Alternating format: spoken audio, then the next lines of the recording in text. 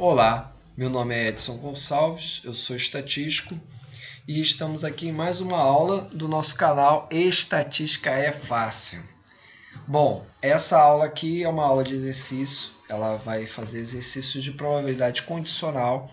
A aula de probabilidade condicional é uma aula que eu já tinha dado bem antes, né? Peço até desculpa pro pessoal, né? Porque a gente ficou bastante tempo sem postar nenhum vídeo, né? Porque eu tive envolvido aí com outros projetos que me tomaram bastante tempo. E aí, para fazer uma aula mais ou menos, eu preferi dar um tempo, né? E voltar quando tivesse mais tempo, né? Para fazer uma aula melhor, né? De qualidade aí para vocês. Eu acho que vocês merecem, né? E é um compromisso nosso de falar, né, o melhor, né, fazer a aula direito, né, com o melhor exercício, né, dando aí as melhores dicas, né. Essa aula aqui, né, alguns exercícios os exercícios que a gente vai fazer aqui são bem tradicionais, né. Você consegue encontrar eles nos livros, né, mais clássicos que tem aí de probabilidade, né, envolvendo probabilidade, né? O do Meyer, né? Eu já falei, né? Em outros vídeos. É um livro de probabilidade, né? Aplicado à estatística, né? O do Bussab, né? Do Moretti, do Bussab, né? Que é estatística básica. Também um outro livro que aborda esse assunto, enfim.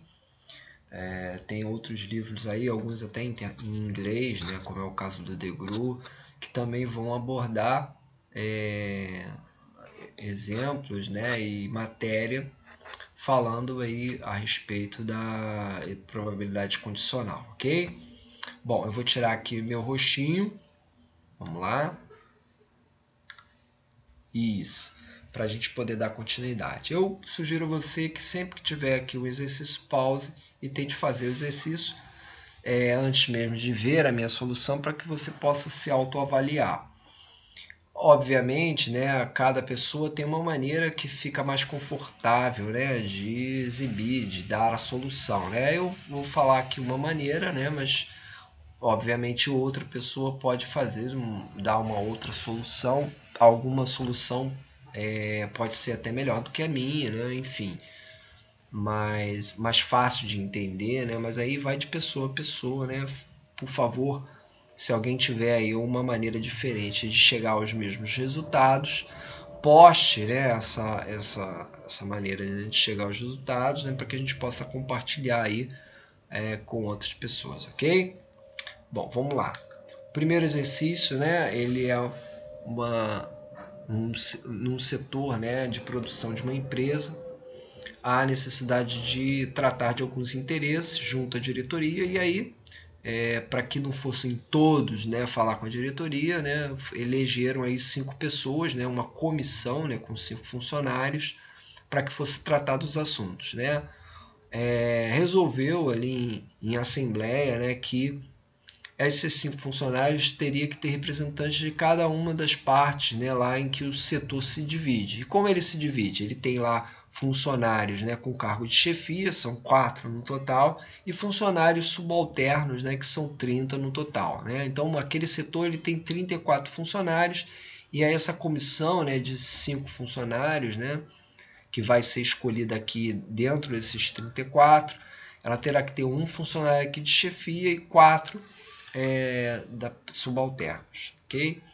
Para iniciar a solução desse problema, né, a gente tem que determinar os eventos, né, que ocorrem dentro desse problema, né? O primeiro evento seria escolher um funcionário entre aqueles 4, né, que ocupam o cargo de chefia. O segundo evento, o evento B, né, seria escolher 4 funcionários aqui entre aqueles que são subalternos. E aí, finalmente, você calcular a probabilidade aí de escolha dos 5 representantes, né, da comissão. Bom, vou botar aqui já direto os cálculos, né? O primeiro evento, que é o evento A, é a escolha, né, entre aqueles 4 funcionários chefias, de quantas maneiras eu posso escolher um funcionário, né, dentro daqueles 4. Né? Aí está aqui a probabilidade, a combinação de 4 tomados 1 a 1, dá um resultado aqui de 4. E essa exclamação aqui, só lembrando para você, é o fatorial, 4 fatorial, né, como a gente lê isso daqui, né? E aí ele se desenvolve de que maneira, né? 4 vezes o seu 4 menos 1, vezes 4 menos 2, vezes 4 menos 3, até que chegue a 1, né? O resultado 1, né? Então, eu parei aqui no 3 fatorial, porque como na fórmula, né, tem o 3 fatorial aqui embaixo, né, no denominador, e aí aparece no denominador e no numerador o 3 fatorial. E aí eu posso simplificar, né, chegando a esse resultado aqui, o 4, tá? Da mesma maneira aqui, né, no evento B, né, que é escolher 4 subalternos, funcionários subalternos, né, no setor, né, que contém 30 funcionários subalternos, né, é importante, né, destacar isso, né? Como eu estou aqui, eu não posso escolher 4 funcionários aqui nos que são de chefia, porque não seriam funcionários subalternos. Eu tenho que ir lá, né, no quadro, né, quantos funcionários subalternos, e aí sim fazer aqui a escolha dentro daquele universo, né, que são de 30 funcionários, escolher tomar 4 a 4. Então, quantas maneiras diferentes eu posso fazer isso? São 27.405 maneiras distintas, né, de tomar 4 funcionários daqueles 30 que eu tenho lá no total, ok? A probabilidade, né, de escolher 5 representantes, ela está aqui, número de casos favoráveis sobre o número de casos possíveis. O número de casos possíveis a gente não calculou aqui, seria um evento C, né? Seria daqueles 34, escolher tomar 5. Né? Quantas maneiras distintas eu posso fazer isso, essa escolha? Né? Dará um número bem maior que esse daqui, que então, fazendo todos esses cálculos aqui, eu chego ao valor, a probabilidade de 0,39 e mais um pouco. Né? Isso aqui, multiplicando por 100, simplificando um pouco, né, a uma casa decimal só, eu chego ao valor de 39,4%. Bom, esse é o nosso primeiro exercício. O segundo exercício, ele envolve aí uma empresa, né, que vende produtos orgânicos, né, através de um site na internet. Né? Isso aí é algo hoje em dia bem comum. Algumas empresas não têm loja física, eles vendem tudo através da internet, né? Roupas, enfim, itens os mais variáveis possíveis, né? E aí essa empresa, né, ela decide aí identificar detalhes dos seus consumidores para tomada de decisão, né, para fazer alguma campanha promocional, marketing, verificar qual o melhor tipo de produto a ser vendido. Isso aí é bem comum no mundo real, né? Aqui, lógico, é um exemplo, né? Um exercício hipotético, mas é algo que na prática ocorre bastante. São situações que ocorrem bastante na prática, tá? Então, aqui dos itens, né, que são mais consumidos, né, por aqueles que compram, né, naquele site, eles montaram esse quadro aqui, né? E, óbvio, é um quadro hipotético, né? Não tem aí nada a ver com a realidade, pode ser muito diferente ou similar a esse, mas esse aqui, em particular, não tem muito a ver com a realidade. Como eu falei antes, é um exercício. E aí, você tem aqui, para facilitar e simplificar a anotação, eu coloquei aqui A como sendo a compra de ovos, B, a compra de legumes e C, a compra de grãos. Né? E aí nós temos aqui as proporções em que ocorrem, né, em que se observa, né, naquele relatório a aquisição desses itens. Tá? Para simplificar aqui a operação com conjunto, a gente vai usar o diagrama de Venn. Lembra do diagrama de Venn lá do segundo grau? Né? Eu acho que até antes, alguns já viam isso bem antes, né? Até na 8ª série, sei lá, no ginásio. Você tem o diagrama de Venn, o que ele é? Né? Ele é uma maneira simplificada, né, que o matemático John Venn fez, né, elaborou, para observar as relações de interseção, né, as operações de interseção e de união entre conjuntos. Né? Então, qual é a maneira mais prática, né, de você montar esse diagrama? Você tem que começar pelo centro, né, que é onde tem o maior número de interseções, que é essa parte aqui. Bom, a maior número de interseções, que é a compra de ovos, legumes e grãos, é aqui esse valor de proporção aqui, que é 0,8. Né? Então, esse centro aqui, ele fica com 0,8. As demais partes, né, que vai indo aqui para o exterior, né, do centro para o exterior, você vai diminuindo dessa parte e das outras partes, né, o que está mais da quantidade que está mais exterior. Então, por exemplo, aqui, né, a interseção entre A e B. A interseção entre A e B, eu vou botar aqui para vocês, ó, é essa parte toda aqui, ó. Isso aqui é a interseção entre A e B. Deixa eu botar aqui agora um pouco mais transparente, para você poder ver, ó, tá vendo? Então, a interseção A e B é toda essa parte de azul aqui. Só que você tem uma parte aqui que faz ainda a interseção com o C, ó, tá vendo o C aqui, ó, a linha lilás? Que é aquele centro que eu falei, o 0,08. Esse 0,08 ele tem que ser retirado da interseção entre A e B. No meu quadro, eu tenho que a interseção entre A e B, que é A vezes B aqui, ó, tá vendo? É 0,13. Então, desse 0,13 eu tenho que tirar essa parte aqui, 0,8, que é justamente quando eu tenho só essa parte aqui, ó, 0,5, tá vendo? Então, do 0,13 eu tirei 0,8, que cheguei a essa parte azulzinha aqui, que é 0,5. Que é só o que é a interseção entre A e B. Aqui, né, ele está a interseção entre A e B e a interseção entre C. Ó, tá vendo o C aqui, ó, com a linha lilás? É o conjunto C, que é justamente a compra de grãos. Tá? Então, isso aqui é importante. E assim, das demais formas, eu vou tirando, né, do centro, né, aqui, ó, por exemplo, B e C, né? B e C, ó, aqui é 0,11. Tirando esse 0,8, eu chego aqui a esse valor de 0,3. Né? Aqui, ó, A e C, né? Ó, de A e C, ó, que é A e C, 0,12, eu tiro 0,8 e chego aqui a 0,4. Quando eu somo, por exemplo, aqui o A, né, a compra de ovos, né? Quando eu somo todas as interseções aqui, eu vou chegar ao valor de 0,17. 0,4 mais 0,8 mais 0,4 mais 0,8 mais 0,5 vai dar 0,17. Né? E aí, se eu tiro esse 0,17 desse 0,27, eu vou chegar a esse valor aqui, que são aqueles clientes que só compraram ovos, não comprou nenhum outro produto, né? Não tem interseção com nenhum outro. Então, ele só comprou ovo, né? Ou seja, é um valor bem diferente daquele inicial que foi colocado aqui no quadro, porque esse do quadro aqui é a proporção em que todos os itens em que aparece A. Então, tem aqui só o A com C, o A com B e o C e o A com B. Né? Por isso que aqui é 0,27 e aqui é só 0,10. Ok?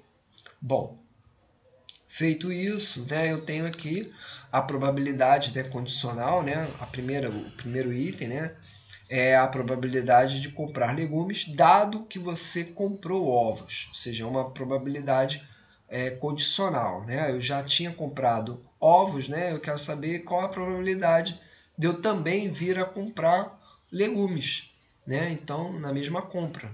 Né? E aí, nesse caso, eu faço aqui a fórmula, né? E aí chega a esse valor de probabilidade 0,48, 148. No caso, se eu multiplicar esse valor aqui por 100, eu vou chegar a aproximadamente esse valor, que é 48,2. Ok? Bom, o segundo item é a probabilidade de você comprar ou legumes ou grãos. Porque isso é importante falar sobre isso daqui. Quando eu falo ou uma coisa ou outra, né, na teoria do conjunto, eu estou falando de união. Então, legumes ou grãos significa esse B união C, né? Que B é legumes e C grãos. Né? Dado que você já tinha comprado ovos. né? Então, nesse caso aqui, essa probabilidade aqui, se você observar, você não vai encontrar esse 0,17 aqui. Aí a gente vai lá no diagrama de Venn. Aí é nesse momento é que ele ajuda a gente, ó. B união C. B união C é tudo que está aqui dentro do verdinho e tudo que está aqui dentro do lilás. Então, se eu somar todos esses valores aqui, eu vou chegar a um valor... Vou até fazer essa conta aqui, ó.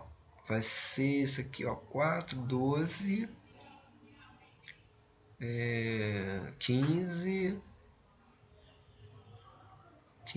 37. 37 com 28, 40, 55, 60, né?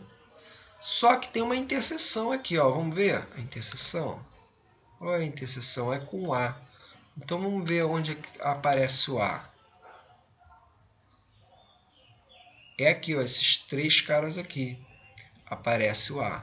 Então, esses daquele valor que eu calculei, né? Qual foi mesmo o valor? Deixa eu calcular de novo, peraí. É 12, 15,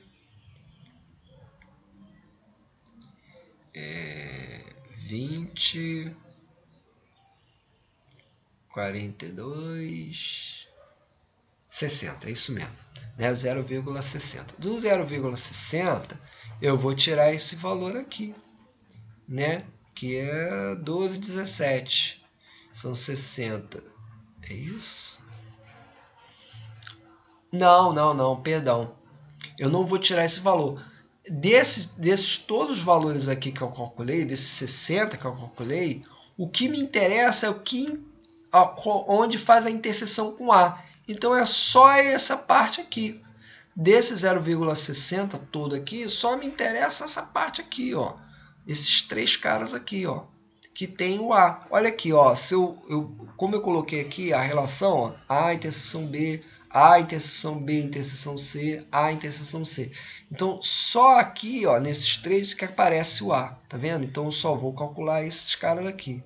A união, eu junto todo mundo, né? Eu pego todo mundo que está aqui dentro da linha lilás e da linha verde, né? Mas a interseção com A é só o que está aqui dentro, ó, nesse formato aqui, esses três caras aqui, tá bom?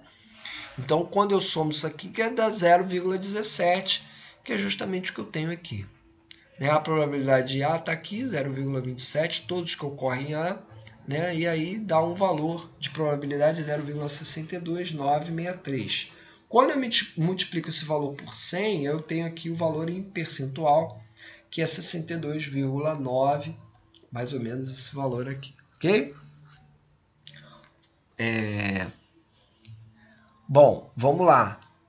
O próximo item é o item C, a probabilidade de comprar ovos e grãos. Aqui, ó, já não é mais uma união. Aqui já é uma interseção. Então, esse aqui, ó, A e C, na realidade, ele tá, tanto tem elementos de A como tem elementos de C. E aí é uma interseção. Dado que você comprou, que a pessoa lá comprou qualquer um dos itens. Então, todos os clientes que comprou A e C, mas antes comprou qualquer um deles, né? Pode ter comprado só A, pode ter comprado só B, ou pode ter comprado só C. Né? E aí, nesse caso, né, é uma união, porque ele pode ter comprado um ou outro, né? Um ou outro item. Né? E aí é feito dessa forma que você tem a união. Bom, esses valores, né, quando eu faço aqui no diagrama de Venn, que eu calculo todos esses valores aqui de dentro, eu vou chegar ao valor de 0,80. Né? E o que está fora, né, do que está aqui dentro é 0,20. Né? Somando as duas partes, você tem todas as compras, né, todos os itens comprados. Né? Então, o que mais foi observado está aqui. E esse 0,20% aqui é o que menos é o complementar, né, desse conjunto aqui. Né?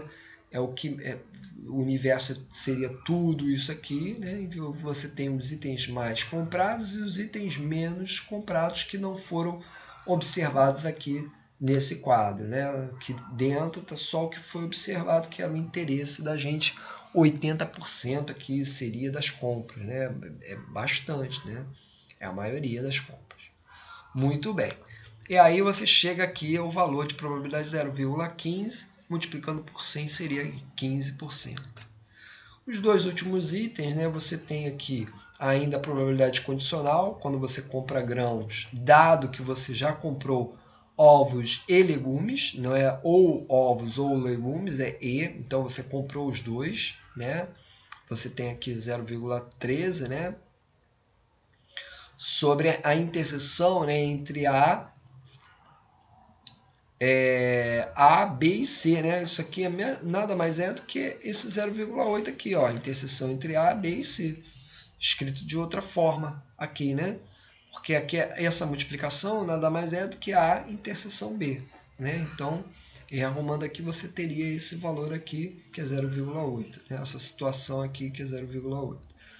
Né? Fazendo essa conta aqui, deu a probabilidade de 0,61538. Multiplicando isso aqui por 100, você vai chegar ao valor de 61,5%. Aqui no caso de comprar ovos ou legumes. Isso aqui nada mais é do que a fórmula da probabilidade da união, né? Ou um ou outro, então é a união de quando você compra ovos e quando você compra legumes, né? Aí você olhando aqui o diagrama de Venn, né? Tudo que está aqui, ó, entre A e tudo que está entre B, né? Ou ovos ou legumes, né? E aí nesse caso, né, você tem que tirar a parte da interseção, porque quando você soma essas duas partes aqui, a interseção tanto está aqui dentro como está aqui. Ela acaba sendo contada duas vezes. Quer ver? Ó? Se você conta tudo que está aqui dentro do vermelho e depois conta tudo que está vendo, inclusive esses dois caras aqui, que é justamente a interseção entre A e B, aí você conta ele duas vezes. Então, por isso que lá na fórmula você tem essa parte menos a interseção, porque aqui dentro você já contou ela duas vezes. Então, você tira ela uma vez aqui, tá bom? Aí dá esse valor aqui de probabilidade 0,58. Multiplicando por 100, você tem aí 58%. Ok? O terceiro e último exercício, né, você tem aí uma fábrica de lâmpadas e você, né, que faz parte, né, o estatístico que faz parte aí do controle de qualidade da empresa, aí você tem lá os lotes e você vai verificar, vai fazer uma testagem de qualidade, né, identificando aí se os lotes estão conformes ou não conformes. E aí é sabido, né, que a fábrica admite por experiência, né, que 3% das lâmpadas, né, em cada lote são defeituosas. Isso aqui, 3% de 10 mil, vai dar 300 lâmpadas. Né? É um lote com muitas lâmpadas, né, mas você tem aí 300 lâmpadas aqui, mais ou menos, né? Isso pode acontecer, né? Você tem a possibilidade de 300 lâmpadas virem com defeito, é o que indica, né, a experiência do fabricante. Né? O controle de qualidade consiste então em selecionar lotes aleatoriamente, né? E desses lotes você escolher extrair duas lâmpadas que são verificadas se são ou não perfeitas. Elas são testadas para verificar se elas são perfeitas ou não. Qual é a probabilidade de que ambas as lâmpadas, né, lá do lote, que são selecionadas, sejam perfeitas, né? Bom, aí, primeira situação, né, que a gente precisa para resolver esse problema é definir eventos. O primeiro evento qual é? Né? Como eu estou dizendo aqui, a probabilidade de que no lote ambas as lâmpadas sejam perfeitas. Então, a primeira lâmpada tem que ser perfeita, esse aqui é o primeiro evento, é o evento A. E a segunda lâmpada também perfeita, é o segundo evento, é o evento B. E aí eu tenho duas situações que faz parte aí das técnicas de amostragem, né? De você fazer amostras, né? Aí você, e também, consequentemente, está lá incluído, né, nas regras de enumeração, né? Que é o cálculo que tem de combinação, arranjo, permutação e demais, né? Você tem lá a seleção com e sem reposição. No caso aqui, com reposição, você tira uma lâmpada e devolve essa lâmpada para o lote. Quando você faz isso, você não altera a quantidade de lâmpadas que vão ser testadas. E você pode tirar qualquer lâmpada ali. Não é porque você devolveu a lâmpada que você, vai... Você até pode escolher a mesma lâmpada, você pode escolher qualquer uma delas. Então, todas têm a mesma probabilidade, a mesma chance de escolha. Não houve uma alteração no que a gente chama de espaço amostral. Eu tenho 10, meu espaço amostral tem um total de 10 unidades, 10 itens, que são, nesse caso, lâmpadas. Se eu tiro, faço o teste e reponho, aquela que eu repus, ela continua tendo a possibilidade de ser selecionada. Eu não alterei a quantidade de lâmpadas. Então, eu tenho, nesse evento, com reposição, assegurado a independência. Cada item que eu vou tirar, ele tem a mesma chance, a qualquer momento, de ser selecionado. Então, tem uma probabilidade constante, uniforme, de você selecionar, a mesma probabilidade de selecionar qualquer um dos itens a qualquer momento. Então, com isso eu asseguro ali a independência. E nesse caso, o cálculo da probabilidade fica dessa forma aqui. Por quê? O fato de eu tirar a segunda lâmpada e ela ser perfeita não é influenciado pelo fato de eu ter comprado, de eu ter retirado antes uma lâmpada, uma primeira lâmpada, e ela ser perfeita. Ou seja, eu não alterei, como eu falei antes, eu não alterei o meu espaço amostral. Ele continua, para cada seleção, ele continua o mesmo, ele permanece o mesmo.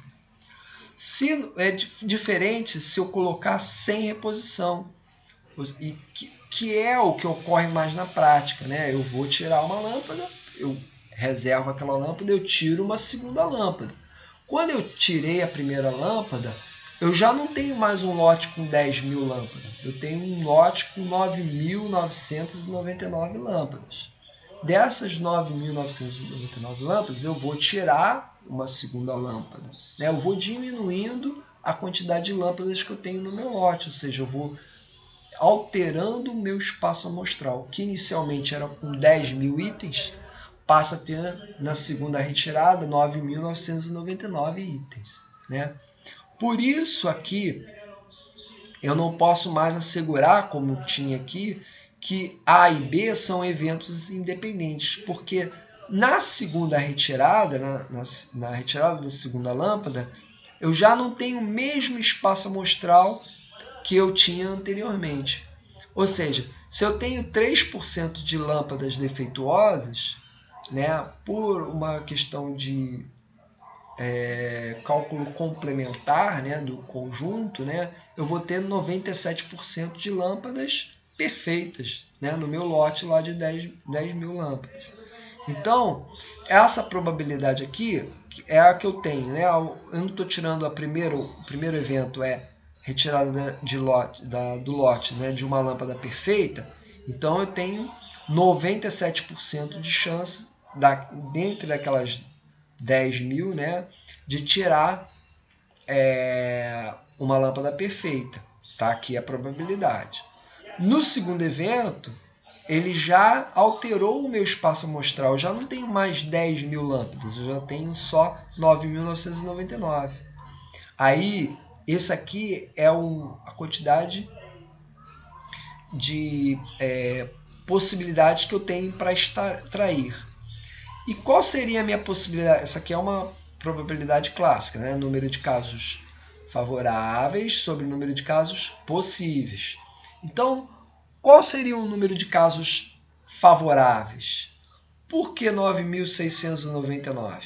Ora, eu não tinha lá 3% de lâmpadas defeituosas, não é essa a experiência da fábrica. Ou seja, se eu tenho 3% de lâmpadas defeituosas, 3% de 10.000 seriam 300 lâmpadas.